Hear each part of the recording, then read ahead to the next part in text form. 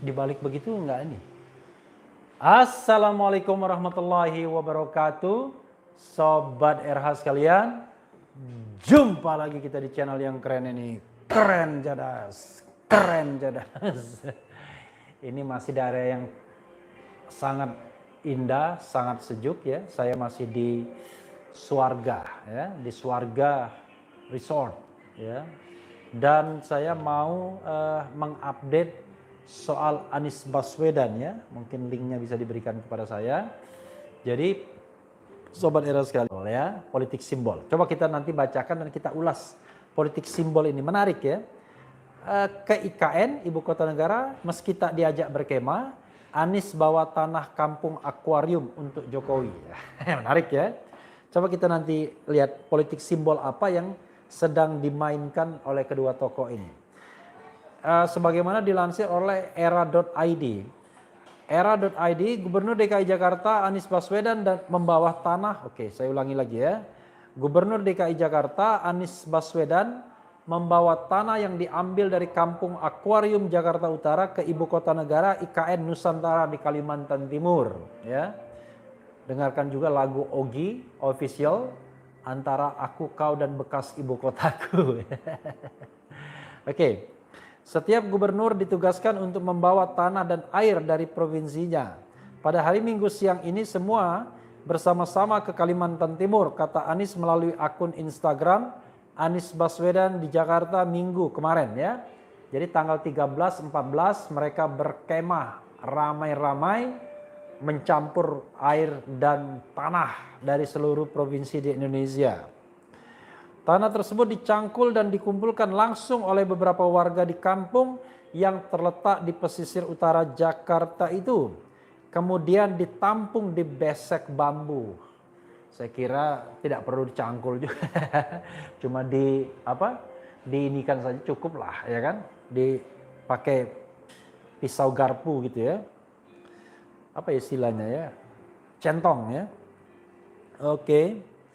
Anies beralasan mengambil tanah dari kawasan kampung akuarium itu karena menghadirkan harapan pembangunan kota baru yang akan dijadikan ibu kota ini tidak memarjinalkan rakyat kecil. Sekali lagi ya, Anies beralasan mengambil tanah dari kawasan kampung akuarium itu karena menghadirkan harapan pembangunan kota baru yang akan dijadikan ibu kota ini tidak memarjinalkan rakyat kecil. Agak keriting kalimatnya, tapi maksudnya adalah harapannya pembangunan IKN tidak memarjinalkan rakyat. Ia berharap pembangunan IKN nantinya akan memberikan kemajuan dan kebahagiaan bagi semua, khususnya rakyat kebanyakan. Not sure, saya juga not sure terus terang saja. Siapa yang mampu beli rumah di IKN nanti ya, kecuali pengusaha-pengusaha dan investor asing. Tanah yang diantarkan ke lahan yang akan dibangun kota baru dan menjadi ibu kota negara itu, kata dia diharapkan jadi kota yang mencerminkan cita-cita mendasar Republik Indonesia, yaitu untuk melindungi segenap bangsa, untuk mensejahterakan rakyat, mencerdaskan rakyat agar bisa ikut dalam perdamaian dunia. Kembalinya kehidupan masyarakat di kampung akuarium menjadi simbol atas kembalinya cita-cita dasar pendirian Republik Indonesia, yaitu melindungi setiap tumpah darah dan untuk menghadirkan keadilan sosial bagi seluruh rakyat Indonesia katanya. Tapi jangan lupa juga Gubernur Anies dengan Kampung Bayam ya.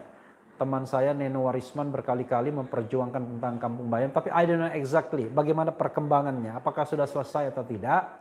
Saya pernah ke hunian sementara mereka di Huntara dan sepertinya belum selesai, I don't know. Tapi I don't know exactly perkembangan terakhirnya ya. Yang jelas Bunda Neno punya komitmen besar itu untuk membantu Kampung Bayam itu, bahkan dengan kemampuan pribadinya yang sebenarnya sudah tidak sesuai lagi karena seperti menggantikan tugas negara. Sementara itu Presiden Joko Widodo rencananya akan berkemah dan menginap di titik 0 IKN Nusantara di Kecamatan Sepaku, Kabupaten Penajam Pasir Utara, Kalimantan Timur, Senin 14 Maret hari ini ya. Presiden Jokowi berencana melakukan ritual Kendi Nusantara bersama 33 gubernur se-Indonesia. Oke, ada satu gubernur yang absen ya, berarti gubernur absen itu jangan-jangan lagi kena jadi pasien KPK. I don't know. Karena 34 mestinya kan.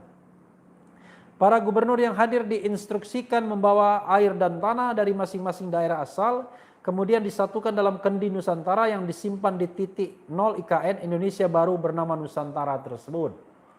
Mudah-mudahan semua gubernur serius membawa tanah ya. Jadi dia tidak lupa bawa tanah, jangan sampai dia bawa tanah di IKN sendiri, baru dia ambil. Untuk diketahui di IKN nanti cuma 5 gubernur yang akan menemani Jokowi berkemah dan bermalam di IKN Nusantara. Mereka yaitu Gubernur Kaltim, Kalimantan Barat, Kalimantan Selatan, Kalimantan Tengah, dan Kalimantan Utara.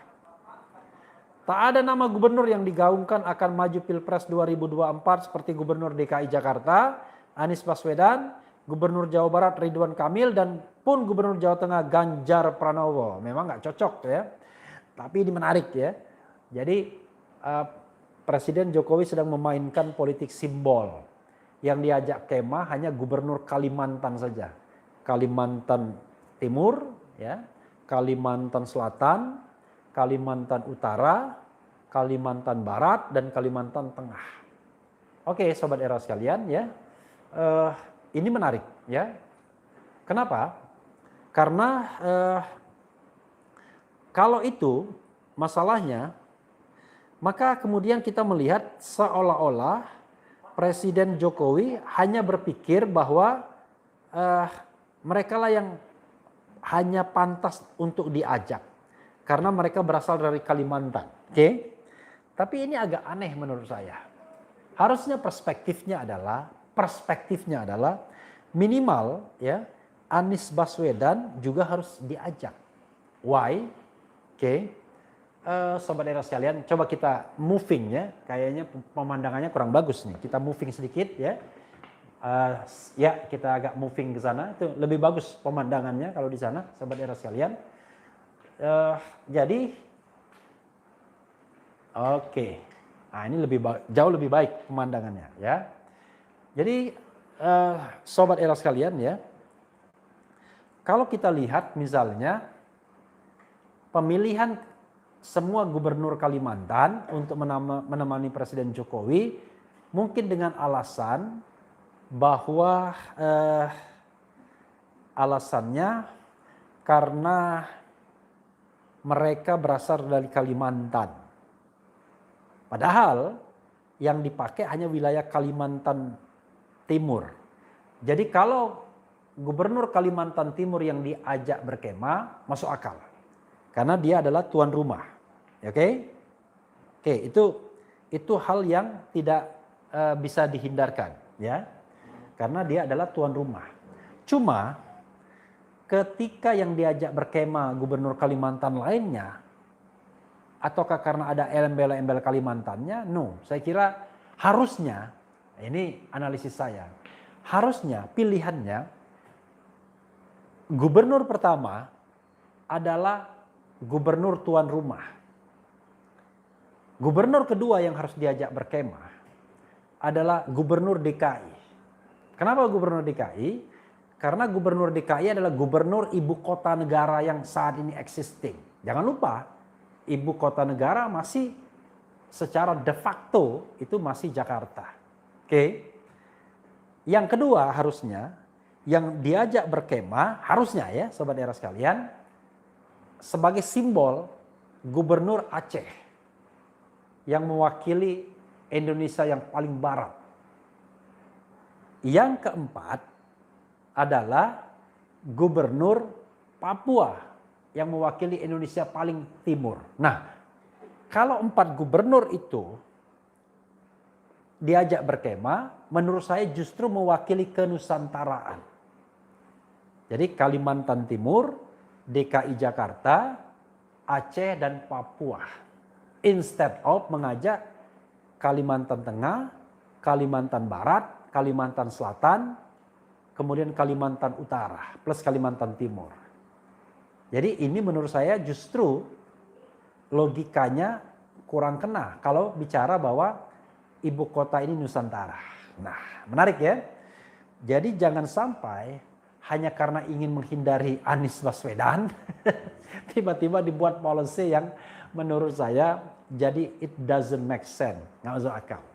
Ya tapi ini politik, ya tentu terserah pemerintahan Presiden Jokowi. Mungkin juga Jokowi merasa tidak aman, tidak nyaman kalau yang diajak berkemah adalah Gubernur Anies Baswedan yang notabene adalah tim pendukung dia di 2014 setelah Anies ikut konvensi Demokrat dan Demokrat tidak bisa mendapatkan kereta dalam Pilpres di 2014. Lalu Anies kemudian menjadi tim sukses, bahkan di garda terdepan, dijadikan Menteri Pendidikan Nasional, tapi kemudian diberhentikan di tengah jalan pada tahun 2016 dan akhirnya dia mencalonkan diri sebagai Gubernur DKI dengan segala dinamika dan gonjang-ganjingnya, dan dipersepsikan bahwa Anies is the common enemy of Jokowi's supporters. Nah, sehingga barangkali hubungan personal Jokowi dan Anies pun merasa tidak enak juga. Ini menarik ya. Jadi it doesn't make sense menurut saya ketika semua Kalimantan dikumpulkan justru tidak mewakili kenusantaraan. Memang kalau yang diajak 38 gubernur berkemah itu terlalu berlebihan juga. Tapi kalau yang diajak hanya gubernur di daerah Pulau Kalimantan saja menurut saya justru tidak mewakili keindonesiaan dan tidak menghormati gubernur ibu kota yang sekarang ini masih eksis. It could be possible Anies Baswedan akan menjadi gubernur elected terakhir ibu kota kalau seandainya perpindahan ibu kota ini mulus. Tapi kendati demikian, rupanya Anies juga memainkan politik simbol. Ya, politik simbol Anies adalah dia membawa tanah dari kampung akuarium. Jadi penduduk akuarium ini sering dijadikan contoh bagi Anies Baswedan bahwa pembangunan itu tidak meminggirkan masyarakat setempat. Masyarakat setempat harus mendapatkan manfaat sebesar-besarnya dari pembangunan tersebut dan tidak hanya dimanfaatkan oleh pendatang. Nah, kritik kita terbesar soal ibu kota ini adalah kalau ibu kota jadi, ya, the big question is siapa yang akan bermukim di ibu kota tersebut? Siapa yang mampu membeli tanah di ibu kota tersebut? Siapa yang mampu membeli properti di ibu kota tersebut? Akankah ibu kota baru ini hanya akan menjadi ibu kota kaum-kaum elit di Indonesia plus pegawai negeri sipil atau ASN sekarang ini yang barangkali hanya bisa mampu menikmati rumah-rumah kos karena mereka tidak akan mampu membeli properti di ibu kota baru. Mereka punya rumah di Jabodetabek misalnya dan mereka hanya kos dan barangkali pulang seminggu sekali. Sementara orang-orang kaya Jakarta memiliki properti yang tidak ditempati. Kalaupun mereka tempati ya sekali-sekali karena mereka tetap tinggal di Jakarta dan sekali-sekali ke sana. Jadi sementara ASN tadi tidak punya rumah, dia tinggal di sana dan sekali-sekali balik ke kampung halamannya di Jakarta. Mungkin dia tidak akan membawa anak dan istrinya atau anak dan suaminya. Ini persoalannya. Dan jangan lupa, jangan-jangan yang mampu membeli hanyalah orang-orang asing yang barangkali akan diberikan kemudahan untuk menanamkan investasinya di dalam kepemilikan properti di Indonesia. Maka sindiran Anies itu akan menjadi kenyataan bahwa pembangunan meminggirkan dan menyingkirkan masyarakat-masyarakat lokal yang tidak memiliki akses atas pembangunan tersebut. Dan ini adalah tragedi pembangunan yang memang sudah dikritik dari lama. Ketika strategi pembangunan tersebut terlalu digembar-gemborkan, ya, pertumbuhan digembar-gemborkan, padahal pertumbuhan itu hanya di-trigger oleh segelintir orang, bukan oleh masyarakat secara bergotong royong, masyarakat banyak yang menopang perekonomian nasional sehingga menjadi perekonomian yang jauh lebih demokratis karena aset, omset itu dimiliki dan dinikmati oleh sebagian besar rakyat. Saudara sekalian, menarik ya.